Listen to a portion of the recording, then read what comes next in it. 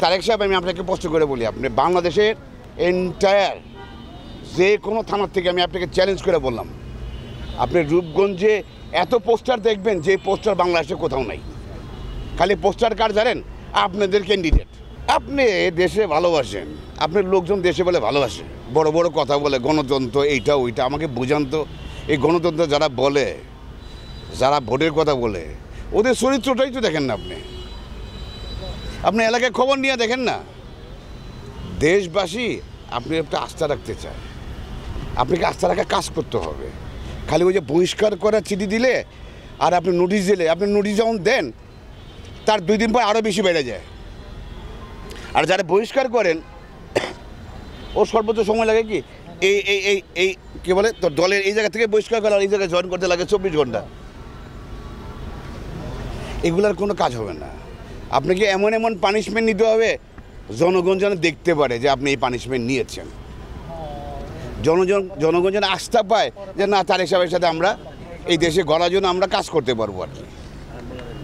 আপনার লোক আপনাকে কোনোভাবেই মানে না, তারা কোনো সম্মানই করে না। আর আপনাকে বলছে কী জানি বলে, আপনাকে ওই যে কথা বলার আগে যে আপনাকে কী বলে এটা, হ্যাঁ, যে ভাষণ টাষণ দিয়া আপনার তারেক সাহেবের নেতৃত্বে হাত শক্তিশালী করতে হবে, এইটা করতে ওইটা করতে, এগুলা কারা করে জানেন?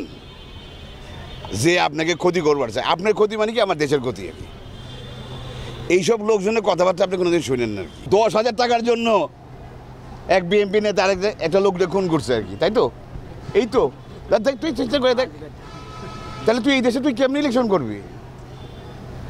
এই যে তারেক সাহেব, আমি আপনাকে বারবার করে বলি, আপনার ঢাকার এত কাছে নারায়ণগঞ্জ, আপনার ওই যে কিছু ও মিডিয়াতে দেখি যে ভুয়া নিউজ টিউজ ছড়ায় যে উমুক ইলেকশন করবে, উমুক ইলেকশন করে, এইগুলো তো আপনি কেন বন্ধ করেন না? আপনি কেন বলেন না যে আপনার অফিসিয়ালি ডিক্লেয়ার না দেওয়া পর্যন্ত কেউ এগুলা করতে পারবে না? এগুলো তো চান্দাবাজির ফরম্যাট। এগুলা কয় যে আমি সামনে এমপি দিয়েছে, চান্দাবাজির ফরম্যাট। আপনি এগুলো প্রশ্ন দেন কেন? হ্যাঁ, দেশ ছাড়া আপনারা পাইছেনটা কি সবাই মিলে? আমি জনগণকে প্রশ্ন করে বলে দিই যে তোমরা যারা শুনতেছ,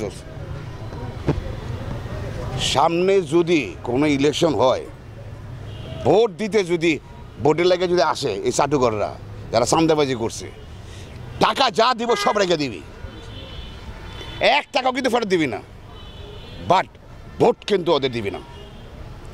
তোমার একটা ভোট কিন্তু আমার দেশের সারা জীবনে ক্ষতি হয়ে যায়, যারা আমরা সাফার করি আর কি। আর প্রফেসর ডক্টর মোহাম্মদ ইউনূস, আমি আপনাকে বলে দিই, আমাদের রাস্তাঘাটে ফালাই আপনারা কিন্তু যায়েন না। দায়িত্ব নিছেন, দায়িত্ব শেষ পর্যন্ত আপনাকে করতে হবে।